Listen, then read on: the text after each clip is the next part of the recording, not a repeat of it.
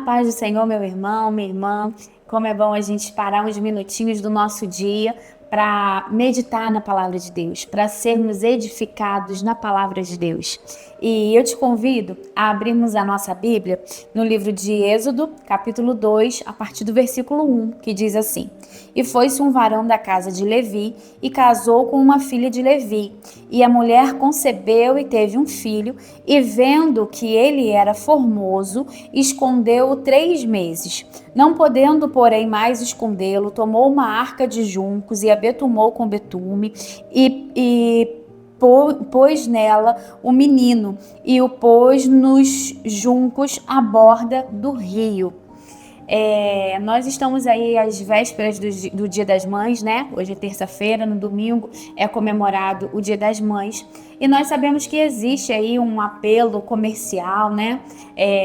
Um interesse comercial nessa data, mas nós podemos ver como uma oportunidade, né? De estarmos juntos com as nossas mães, com os nossos filhos, de celebrarmos essa data. E eu quero me servir, né? Aproveitar esse momento para estar meditando na vida dessa mulher de Joquebede, que foi uma mãe que serve de inspiração, não só para nós mães, mas serve de inspiração para todos os servos de Deus, né? Porque é uma história de fé, é uma história de coragem, é uma história de confiança e serve muito, embora seja uma história que aconteceu há muitos e muitos anos atrás, centenas de anos atrás, é uma história que ainda nos inspira e que serve de exemplo, de lição para nós. A palavra de Deus que nós acabamos de ler, né, diz que mostra, né, que Joquebede precisou proteger seu filho, guardar seu filho ali durante 3 meses, mas depois viu que não dava mais para esconder e aí precisou tomar essa medida tão dramática, né, de colocá-lo num cestinho e lançá-lo no rio Nilo. A gente sabe que o contexto que eles estavam vivendo aqui, o contexto histórico, foi uma época muito caótica, né, para se ter um filho, para se gerar um filho, porque Faraó tinha ordenado que todos os meninos hebreus que nascessem eram para ser mortos, né, não era para as parteiras permitir que os filhos das hebreias, né, meninos do sexo masculino, crescessem, nascessem, né, se visse na hora do parto que era um menino, já era para matar ali mesmo. E a gente vê, né, que foi num momento assim muito difícil da história do povo hebreu que Moisés foi gerado, que Joquebede teve o seu filho. E a gente pode entender que o momento que nós vivemos, o contexto que nós vivemos, muitos de nós pensamos, os dias estão muito difíceis, os dias estão muito maus para a gente ter filho, né? As coisas estão muito complicadas, mas meus irmãos, desde que o mundo é mundo, existe dificuldade. O inimigo veio para matar, roubar e destruir, né? Desde do jardim do Éden, ele tem essa função, ele trabalha para isso, ele tem essa finalidade e ele usa pessoas e ferramentas e estratégias ao longo da história da humanidade para matar, para roubar, para destruir, né? O ser humano e os nossos filhos e a nossa família. E assim como Joquebede viveu nesse contexto onde Faraó estava ali à espreita, doido para matar os filhos, né? Esperando ali nascer para que matasse seus filhos, nós também vivemos em dias difíceis, nós também vivemos em dias, não uma perseguição assim física, né, de matar os nossos filhos, mas nós sabemos que o inimigo, o Deus desse século, né, as ideologias, as coisas que nós vivemos fazem de tudo para roubar, para matar, para destruir a vida dos nossos filhos. E nós precisamos também mantê-los protegidos, guardados, não protegidos assim fisicamente também, mas ensiná-los que existe um rei, um Deus que os protege, e ensiná-los a se refugiar na sombra do Onipotente, né? A palavra de Deus diz: aquele que habita no esconderijo do Altíssimo, a sombra do Onipotente descansará. E Joquebede escondeu seu filho durante 3 meses, foi o máximo que ela conseguiu esconder, para que ele não fosse morto por Faraó.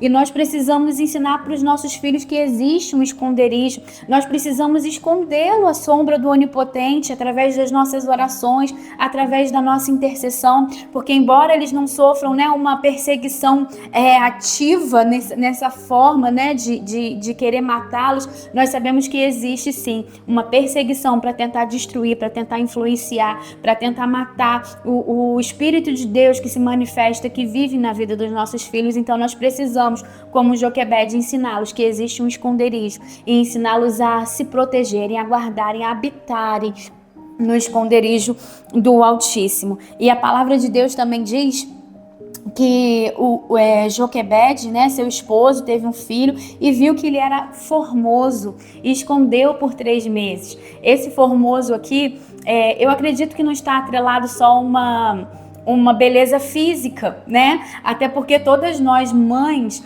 quando nossos filhos nascem, por mais que eles não sejam tão bonitos assim, a gente sempre acha lindo, né? A gente sempre acha os nossos filhos lindos. Então não tem como Joquebede, não tem como ter sido apenas um contexto físico. Eu acredito que Joquebede viu um propósito, viu que havia um propósito de Deus na vida daquele menino. E aí ela quis cooperar, corroborar com o Senhor para que o propósito de Deus se cumprisse na vida dele. Ela entendeu que havia um chamado, que havia um propósito. E nós, como mães, também precisamos entender que existe um propósito de Deus na vida dos nossos filhos e nós precisamos corroborar, colaborar para que o propósito de Deus se cumpra na vida dos nossos filhos. Precisamos colaborar aconselhando, ensinando, principalmente orando, intercedendo, clamando por eles. E Joquebede precisou tomar essa decisão. Depois de 3 meses, ela não podia mais esconder o menino com ela, né? Se ela retesse Moisés com ela, provavelmente Moisés teria sido morto, porque Faraó teria descoberto, né? Os guardas, enfim, teriam descoberto e teriam matado Moisés. Então não dava mais para ela reter, ela precisava tomar uma providência.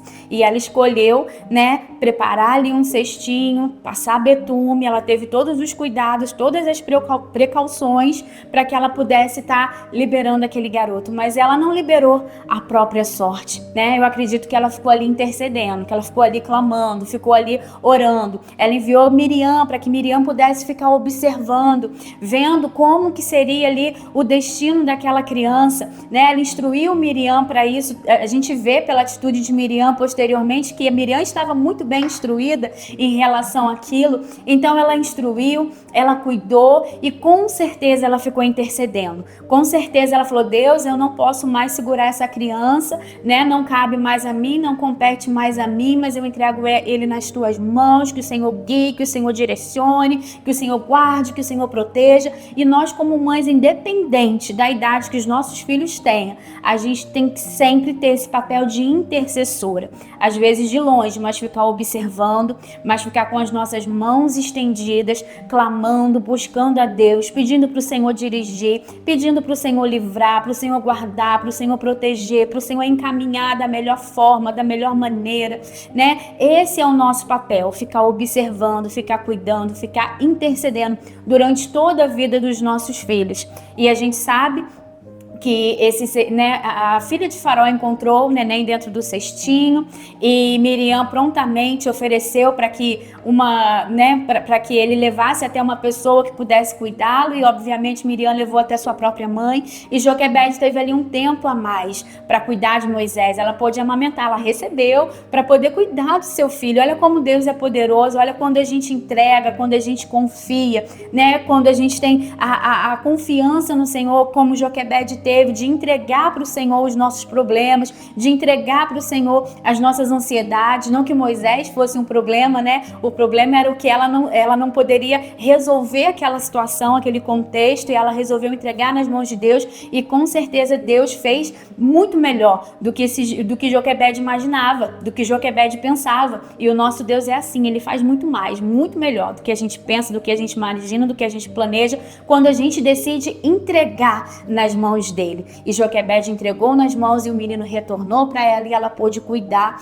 E a gente vê depois, ao decorrer da história de Moisés, que ela passou as instruções de Deus. Mesmo o pequeno período de tempo que ela ficou com Moisés, que era quando Moisés ainda era bem pequeno, e ela amamentou ele, e ela cuidou dele, mesmo ele sendo bem pequeno, ela teve a capacidade de instruí-lo na lei do Senhor. E depois Moisés foi criado no palácio de Faraó, né? Segundo as leis do Egito, os princípios do Egito, e mesmo assim não foi suficiente para corromper aquilo que Joquebede havia ensinado, havia plantado no coração dele. E nós, como mães, enquanto os nossos filhos são pequenos, nós temos o dever, a obrigação de passar para os nossos filhos o princípio do Senhor, de plantar ali a sementinha e de ir regando essa sementinha para que a palavra de Deus seja gerada no coração dos nossos filhos, para que a palavra de Deus floresça, cresça, frutifique na vida dos nossos filhos. E Joquebede fez isso com Moisés e fez isso com seus outros filhos também. Arão e Miriam, que também eram filhos de Joquebede, né, irmãos de Moisés, nós vemos que eles também foram instruídos no caminho do Senhor. Então, todos os filhos dela, ela soube passar esses ensinamentos, ela soube criá-los nos caminhos do Senhor. E que a gente tenha essa sabedoria também, e que a gente busque essa sabedoria, independente da idade que os nossos filhos têm. Enquanto eles são pequenos, o nosso papel é de plantar a sementinha, de semear, de cuidar para que a palavra de Deus cresça no coração dos nossos filhos. Mas depois que eles forem grandes, forem viver a sua vida, né, a gente precisa continuar intercedendo, continuar clamando, continuar buscando ao Senhor pela vida deles. E que o Senhor esteja nos fortalecendo, esteja nos dando sabedoria, esteja nos inspirando cada dia mais, para que nós possamos cumprir esse propósito tão lindo, que é criar os nossos filhos, edificar os nossos filhos no Senhor. Em nome de Jesus, que o Senhor continue falando no seu coração.